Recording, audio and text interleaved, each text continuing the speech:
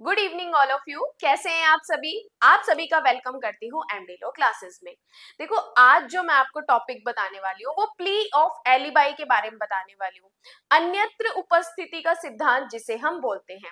देखो, ये जो टॉपिक मैं आपको बताने वाली हूँ पूरा मेंस पॉइंट ऑफ व्यू से बताने वाली हूँ कि अगर मेंस का 10 से 15 नंबर का क्वेश्चन आता है प्ली ऑफ एलिबाई का, जो कि हम एविडेंस एक्ट में पढ़ते हैं, तो आपको अपनी चीजें क्या लिखनी है, क्या क्या पॉइंट्स आपको लिखने हैं, क्या केस लॉज आपको डिस्क्राइब करने हैं, वो सारी चीजें मैं आपको बताने वाली हूँ।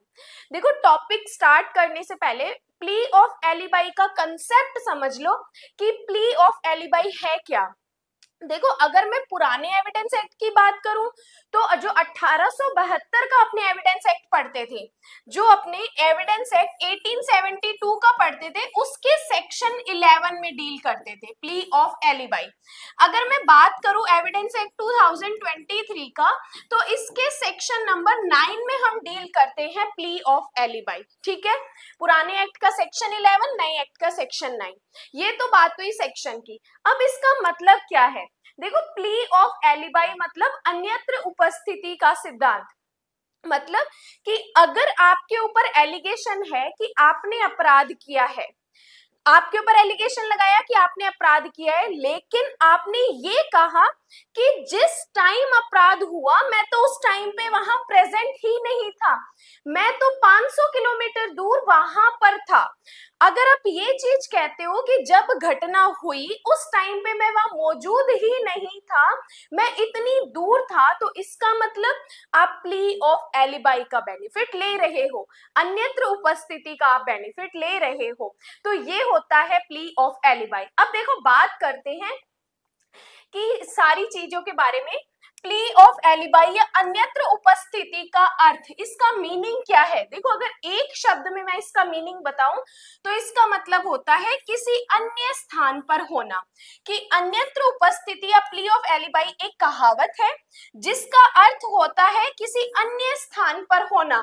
कि जब आपके ऊपर ये एलिगेशन लगाया जा रहा है कि ये अपराध आपने किया है और आप ये कह रहे हो कि मैं तो किसी अदर प्लेस पे था, तो वो होता है प्ली ऑफ एलिबाई। शब्द अन्यत्र उपस्थिति लैटिन मैगजीन से आया है और इसका शाब्दिक अनुवाद है कहीं और। अन्यत्र उपस्थिति एक बचाव है जिसे अभियुक्त द्वारा आपराधिक कार्यवाही में यह दलील देकर लिया जा सकता है कि जब अपराध किया गया था तो आरोपी उस स्थान पर मौजूद नहीं था। मतलब कि प्ली ऑफ एलिबाई का बेनिफिट लेता कौन है? तो हमेशा आरोपी लेता है या अभियुक्त व्यक्ति लेता है। जिसके ऊपर आरोप लगा है वो पर्सन ये बोलता है कि आप बोल रहे हो मैंने अपराध किया, लेकिन मैं तो उस स्थान पर मौजूद ही नहीं था। ये देखिए, मैं किसी अदर मीटिंग में बैठा था, आप एक एविडेंस प्रूफ कर रहे हो, ये देखो इस टाइम पे मीटिंग हो रही थी, सीसीटीवी फुटेज दिखा रहे हो कि ये एक मीटिंग हो रही थी और मैं उस टाइम वहां पर था। तो फिर आपने क्या किया है? प्ली ऑफ एलिबाई का बेनिफिट लिया है। एक प्रैक्टिकल घटना भी बताऊंगी जो कि जिस यूनिवर्सिटी में मैं एज अ प्रोफेसर जॉब करती थी, वहां पर वो घटना हुई थी, उसके बारे में भी मैं आपको लास्ट में बताऊंगी कि उस स्टूडेंट ने कैसे प्ली ऑफ एलिबाई का बेनिफिट लिया। अब देखो, नेक्स्ट बात करते हैं प्ली ऑफ एलिबाई की डेफिनेशन। अन्यत्र उपस्थिति को ना तो भारतीय न्याय संहिता और न ही साक्ष्य अधिनियम 2023 में कहीं भी परिभाषित किया है। मतलब इस वर्ड का प्रॉपर मीनिंग, प्रॉपर डेफिनेशन हमें किसी भी एक्ट में नहीं दे रखी है। हालांकि ये साक्ष्य अधिनियम की धारा 9 में, स्टार्टिंग में मैंने आपको बता दिया, नए एक्ट की बात करें तो सेक्शन 9, पुराने एविडेंस एक्ट की बात करें तो सेक्शन 11 के अंतर्गत आता है। अन्यत्र उपस्थिति की दलील उठाने के लिए आरोपी को यह सुनिश्चित करना चाहिए कि जब अपराध किया गया था तो वे अपराध की जगह पर नहीं था। तो यही तो बेनिफिट है प्ली ऑफ एलिबाई का। वो ये कह रहे हैं कि मैंने ये अपराध नहीं किया क्योंकि अपराध जब हुआ तब मैं इस जगह पर अवेलेबल ही नहीं था। यह हमेशा ध्यान में रखना चाहिए कि यह केवल आरोपी ही उठा सकता है। इसका जो बेनिफिट है वो हमेशा जिसके ऊपर एलिगेशन लगाया गया है वो ही उठा सकता है, जो अन्यत्र उपस्थिति की दलील दे सकता है। आरोपी के अलावा कोई अन्य व्यक्ति अन्यत्र उपस्थिति की दलील नहीं दे सकता, जिसे जल्द से जल्द संभव अवसर पर उठाया जाना चाहिए। मतलब कि देखो, जब आपके ऊपर कोई चार्ज लगाए जा रहे हैं तब आप प्ली ऑफ एलिबाई का बेनिफिट नहीं ले रहे, लेकिन केस की लास्ट स्टेज में आप जाके प्ली ऑफ एलिबाई का बेनिफिट ले रहे हो तो आपको कोई बेनिफिट नहीं मिलने वाला। क्यों?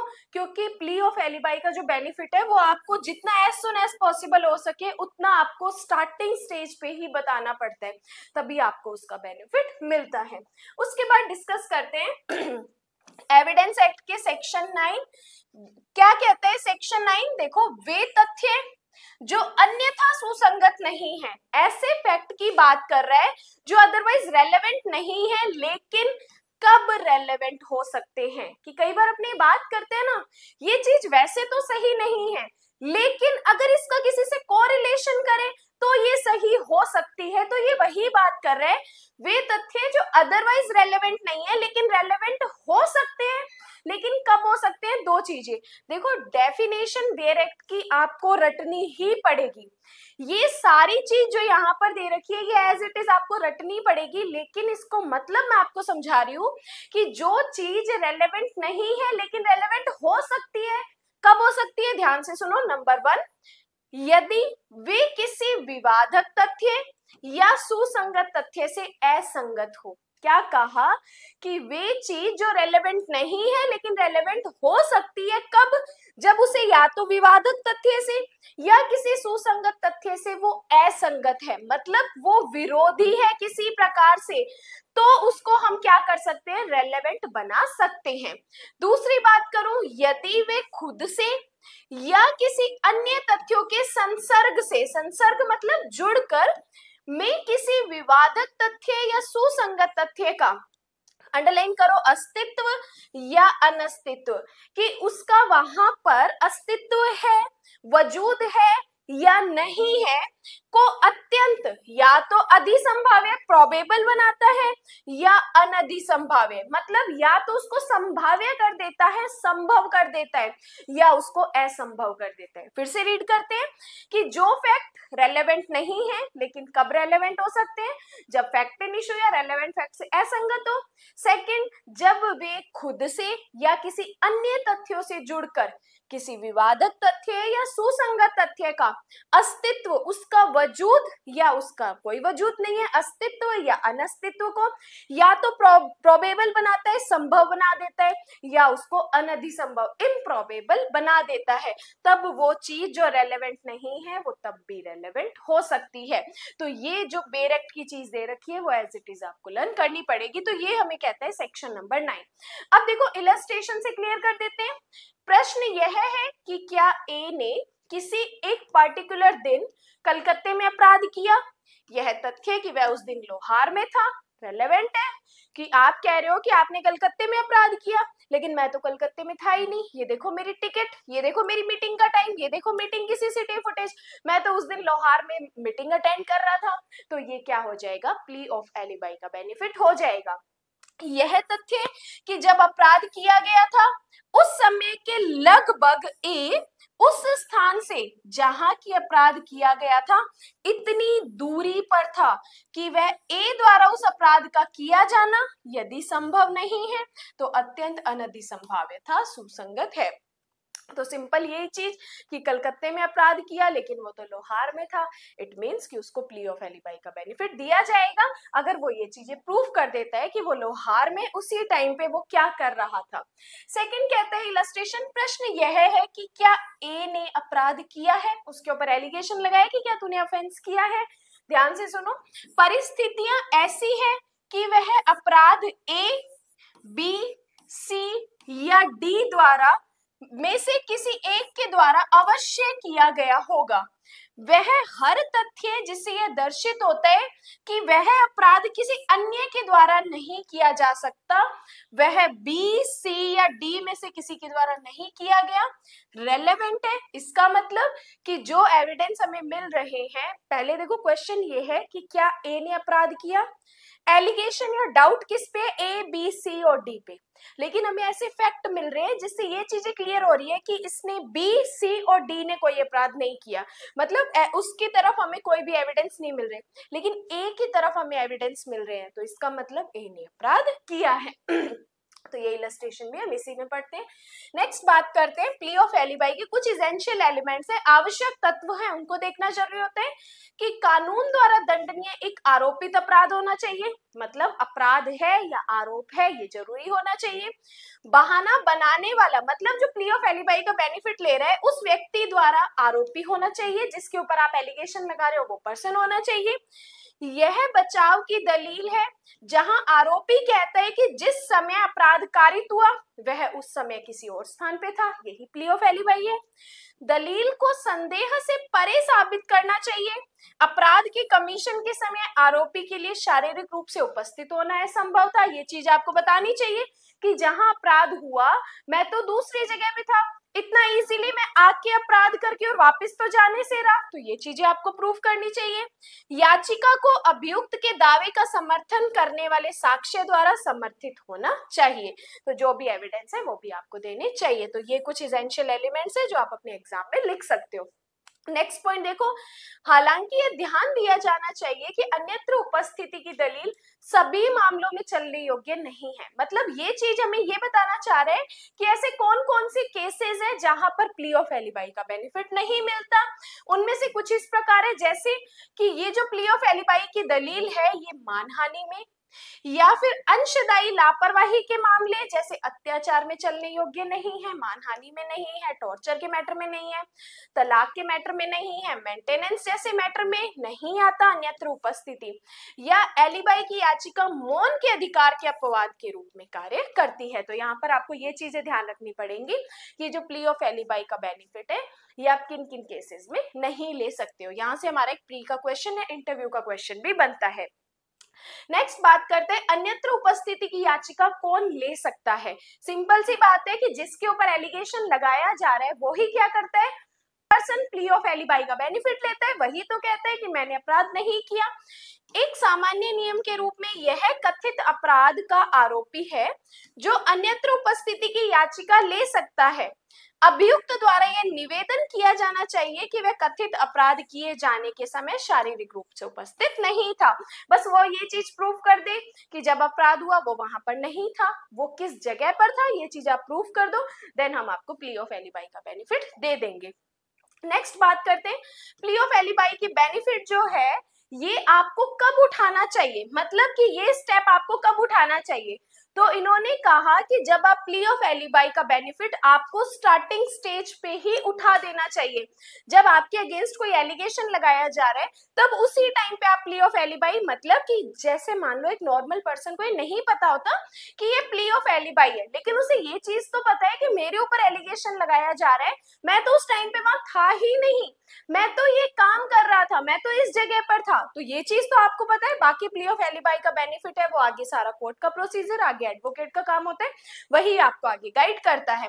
तो किसी मामले के प्रारंभिक चरण में जितनी जल्दी हो सके अन्यत्र उपस्थिति की दलील देना आवश्यक हमेशा बुद्धिमानी है। यह प्रारंभिक चरण में जब चार्ज लगाए जाते हैं, लेकिन कुछ न्यायालयों में अभियुक्त द्वारा विचारण से पहले बचाव का खुलासा करना आवश्यक हो सकता है। तो कब उठाना चाहिए, जितना जल्दी हो सके, स्टार्टिंग स्टेज में ही, केस की स्टार्टिंग स्टेज में ही आपको प्ली ऑफ एलिबाई का बेनिफिट उठाना चाहिए। अब बात करते हैं एविडेंस एक्ट की धारा 104। देखो यहाँ पर 104 हमें इसलिए बताया जा रहा है क्योंकि बर्डन ऑफ प्रूफ की बात कर रहे हैं। अब आप ये कह रहे हो कि मैंने जब मेरे ऊपर अपराध का आरोप लगाया जा रहा है मैं तो वहां पर था ही नहीं, तो ये चीज भाई आपको ही प्रूफ करनी पड़ेगी। बर्डन ऑफ प्रूफ आपके ऊपर ही होगा कि आप प्रूफ करो कि मैं उस टाइम पे वहां पर नहीं था या मैं उस टाइम पे दूसरी जगह पर था। तो ये चीज आपको सेक्शन 104 बर्डन ऑफ प्रूफ में ये चीज प्रूफ करनी पड़ेगी कि साक्ष्य अधिनियम की धारा 104 में विशेष तथ्य के रूप में सबूत के भार का प्रावधान करती है, जिसमें यह कहा गया है कि किसी विशेष तथ्य के प्रमाण का भार उस व्यक्ति पर है जो न्यायालय से कहता है कि उसके अस्तित्व पर विश्वास करे। तो जब आप कोर्ट से चाहते हो कि कोर्ट आपके फेवर में जजमेंट दे, तो आप ये चीज प्रूफ कर दो, कोर्ट आपके फेवर में जजमेंट दे देगी। तो ये हमें बर्डन ऑफ प्रूफ के बारे में बात करता है। उसके बाद बात करते हैं एक एलिबाई की दलील का एक एग्जाम्पल देखो, ये एग्जाम्पल मैं आपको सिंपल बता देती हूँ, उसके बाद आप अगर एमडीलो क्लासेस के व्हाट्सएप ग्रुप पे ऐड नहीं हो तो आप ग्रुप में ऐड हो जाइए, वहां पर ये पीडीएफ आपको मिल जाएगी। देखो उसके अलावा मैं आपको ये जो एग्जाम्पल यहाँ पे दिया हुआ है उसके बारे में बताती हूँ कि एक चौकीदार था, उसके ऊपर एक लड़की के रेप का एलिगेशन था, ठीक है, रेप का एलिगेशन था, तो उसने ये कहा कि जब रेप हुआ तब मैं वहां पर नहीं था, मैं किसी दूसरी जगह पर था, लेकिन वो ये चीज प्रूफ नहीं कर पाया, और वो ये चीज भी प्रूफ नहीं कर पाया कि ये रेप किसी अदर पर्सन ने किया है, तो मतलब उसको प्ली ऑफ एलिबाई का बेनिफिट नहीं दिया और उसको रेप के लिए चार्ज किया गया। तो सेम यही एग्जाम्पल यहाँ पे बताया गया है रेप के बारे में। उसके बाद में देखो मैं आपको कुछ और बताती हूँ एलिबाई के बारे में, कुछ एडिशनल चीजें कि भारतीय आपराधिक कानून प्रणाली अपराध करने वाले को दंडित करती है, लेकिन निर्दोष व्यक्ति को अपनी बेगुनाही साबित करने के लिए कुछ बचाव भी देती है। एलिबाई से जुड़ी कुछ धाराएं, एविडेंस एक्ट 1872 की धारा, अब देखो 1872 की धारा 11 और 103 है, अगर 2023 के एक्ट की बात करूं तो सेक्शन 9 और सेक्शन 106 की बात करता है। तो ये सारे सेक्शंस आप देख लेना एविडेंस एक्ट में, इनमें भी आप बेनिफिट उठा सकते हो। अब देखो कुछ केस है, विनय कुमार सिंह वर्सेस बिहार राज्य। अब इस केस में हमें कहा कि हमें इस बात को ध्यान में रखना चाहिए कि भारतीय न्याय संहिता या किसी अन्य कानून में अपवाद की परिकल्पना नहीं की गई है।